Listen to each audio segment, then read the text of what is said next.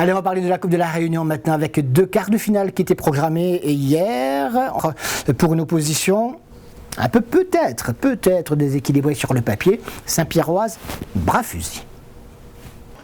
Une Saint-Pierroise avec le maillot blanc qui avait toutes les raisons de se méfier de cette équipe de Bras-Fusil qui depuis quelques semaines a retrouvé son football, a retrouvé une certaine homogénéité, surtout important pour cette fin de championnat où cette équipe de Bras-Fusil, tout de vert vêtu sur votre écran, joue également sa place pour le maintien dans cette saison 2016. Donc toutes les raisons pour l'équipe Saint-Pierroise de ne pas se faire endormir par un adversaire qui a des qualités et qui était venu avec l'intention, pourquoi pas, de réussir un gros coup, en tout cas se qualifier pour les demi-finales de cette Coupe de la Réunion.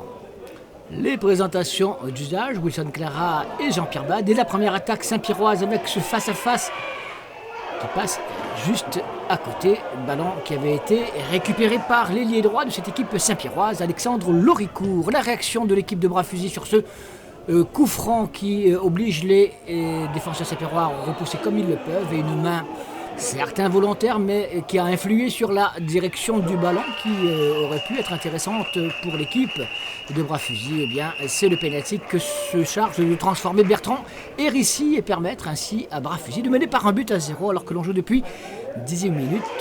Une raison supplémentaire pour l'équipe Saint-Pierroise qui se heurte à l'excellent gardien Cédric Turpin qui a été l'auteur d'une belle prestation hier après-midi au stade de Paul Gilles Bénard. Regardez encore ce face-à-face avec Wilson, Grossette des 2 pieds, il parvient à repousser le danger.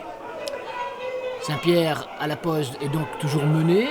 Il faut trouver une solution, ce n'est pas très simple car l'équipe de Bras-Fusil reste très organisée, même si on reste encore là sur cette première mi-temps avec une nouvelle occasion, encore une fois à bout portant, le gardien bénédictin sort la parade qu'il faut.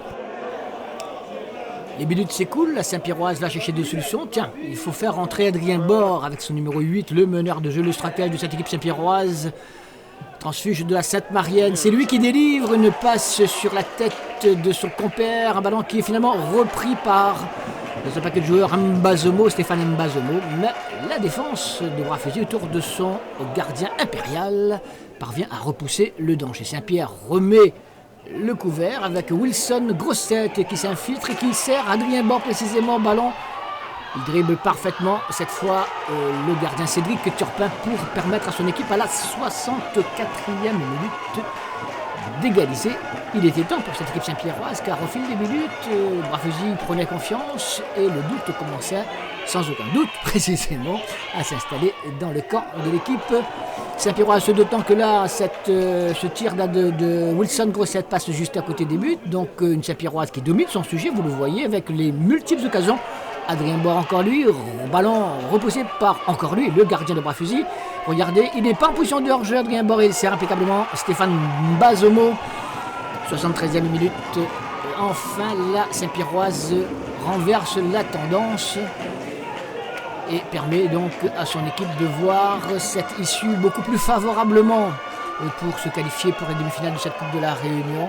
Ce sera du reste chose de faite car le score ne changera pas. Saint-Pierre sort de 1, c'est vrai, a trouvé les ressources nécessaires pour gagner 2-1 avec peut-être un 3e but, mais finalement il n'en sera rien. Et encore une fois, l'homme du match, Cédric Turpin, est à la parade.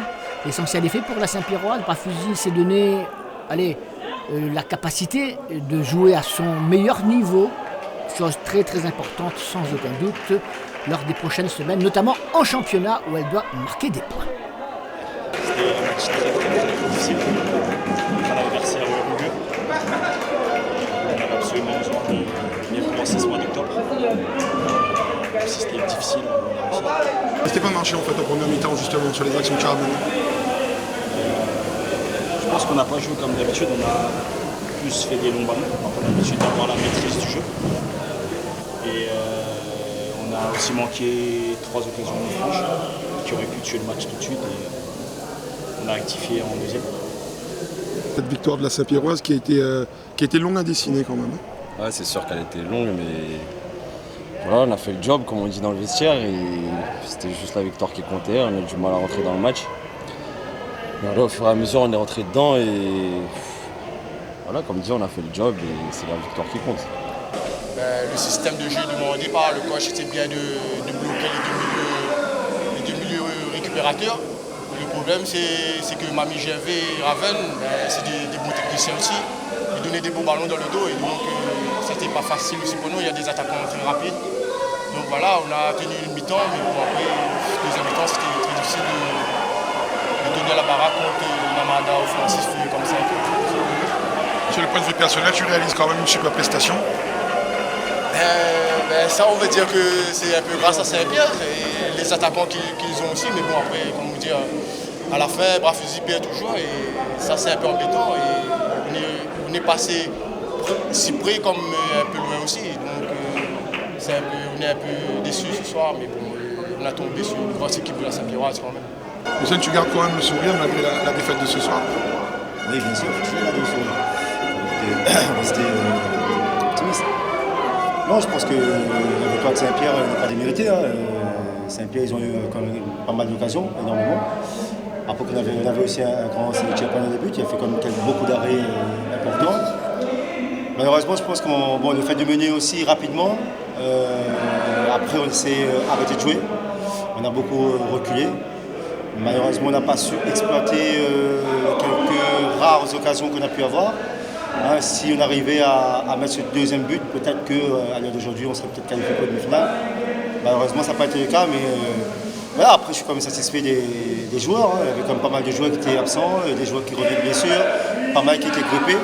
Donc les joueurs qui étaient sur le terrain, ils ont donné le maximum. Et voilà, même si à l'arrivée, on perd, mais voilà, on ressort là satisfait.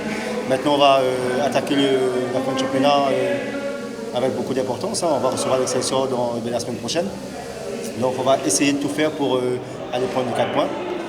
Mais je pense que si on continue à démontrer un très beau visage, comme on a pu le démontrer aujourd'hui, on pourra peut-être s'en sortir d'ici la fin de saison. Dans l'autre quart de finale disputé hier au stade de Saint-Leu, la Saint-Louisienne a éliminé le Saint-Denis Football Club aux prolongations. 1-0, un but inscrit par Bador à la 101e minute. Donc les deux premiers qualifiés pour les demi-finales, Saint-Pierroise et Saint-Louisienne.